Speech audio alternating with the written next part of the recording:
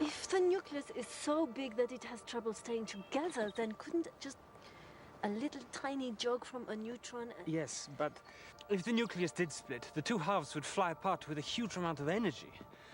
Where's that energy going to come from? How much energy? Well, we worked out that the mutual repulsion between two nuclei would generate about 200 million electron volts. But something has to supply that energy. Wait, let me do a packing friction calculation.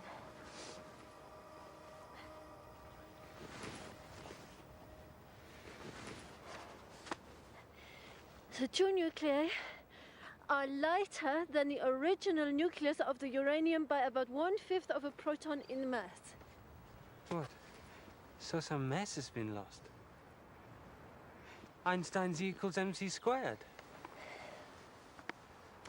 If we multiply the lost mass by the speed of light squared, we get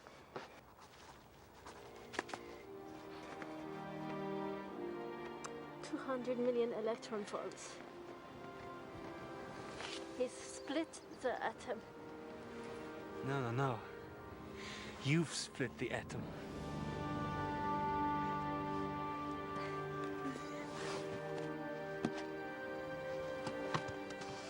It was an amazing discovery. Of course, in the laboratory, we're talking about tiny amounts of uranium and correspondingly tiny amounts of energy. But the point is that the amount of energy released was relatively large, and that came from the mass of the uranium itself. The energy released was entirely consistent with Einstein's equation, E equals mc squared. Meitner and Frisch published the discovery of what they called nuclear fission to great acclaim. But betrayal awaited them. Otto Hahn was under pressure from the Nazi regime to write his Jewish colleague out of the story. He alone was awarded the 1944 Nobel Prize for the discovery. In his speech, he barely mentioned the leading role of Meitner. Bizarrely, even after the war, Hahn maintained it was he, and not Meitner, who had discovered nuclear fission. Now I want to write something personal, which disturbs me and which I ask you to read with more than 40-year friendship in mind and with the desire to understand me. I am now referred to as Hahn's longtime co-worker.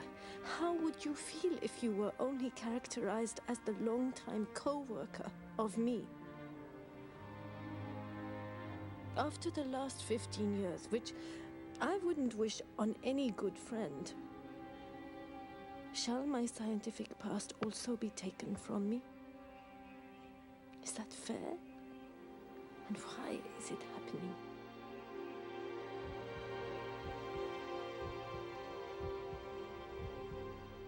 Lisa Meitner had been working on this for 30 years. She'd only broken apart a handful of atoms, but that was enough. Once she had broken even one, the genie was out of the bottle. What Meitner had started, after that, physicists around the world began to realize they could take it a lot further.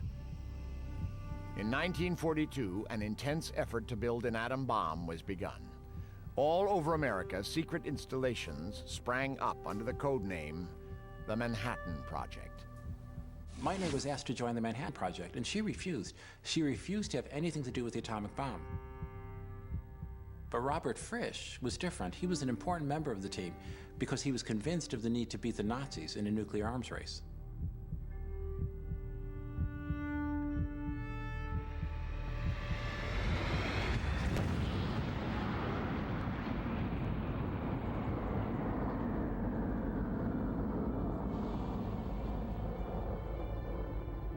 A nuclear bomb was never used on Germany, but the atomic bombs dropped on Hiroshima and Nagasaki demonstrated the terrible destructive power of E equals mc squared.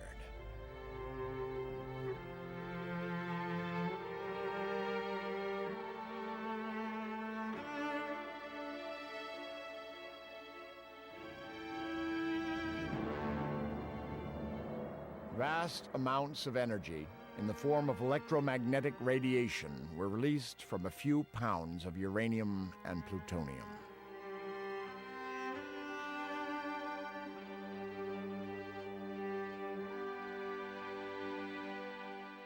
While the pure inquisitiveness of the world's most gifted scientists ironically had brought humanity a weapon of mass destruction, the equation's life has a parallel story of creation and beauty.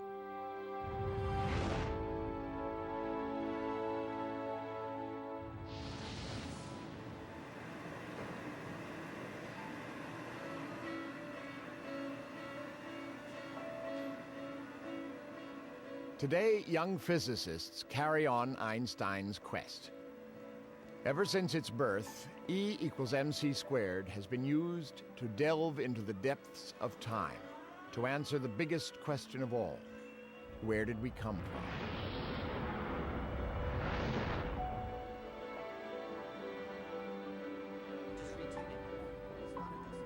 At particle accelerators, researchers propel atomic particles to the speed of light and smash them together, creating conditions like those in the Big Bang. E equals mc squared actually tells us how the Big Bang itself happened.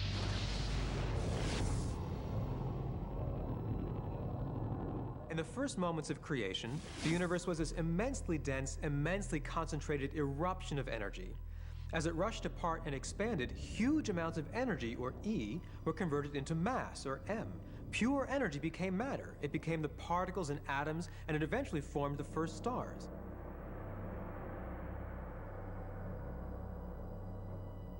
Our sun is a huge furnace floating in space, and it's powered by E equals mc squared.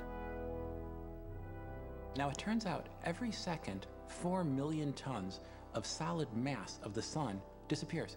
Comes out as energy, not just a little bit of energy. It's enough to light up our entire solar system, make the solar system glow with heat and light. And not only do stars emit energy in accordance with E equals mc squared, the whole process actually creates life itself. Eventually, a massive star dies. The debris floats around, clusters together, gets pulled into the orbits of another star, and becomes a planet. We humans and the Earth we stand on are made of stardust. We are a direct product of E equals mc squared. Building on the work of scientists through the ages, new generations are searching for answers. Using bold new tools that reach almost to the speed of light, they can now ask questions that their predecessors could never have even imagined.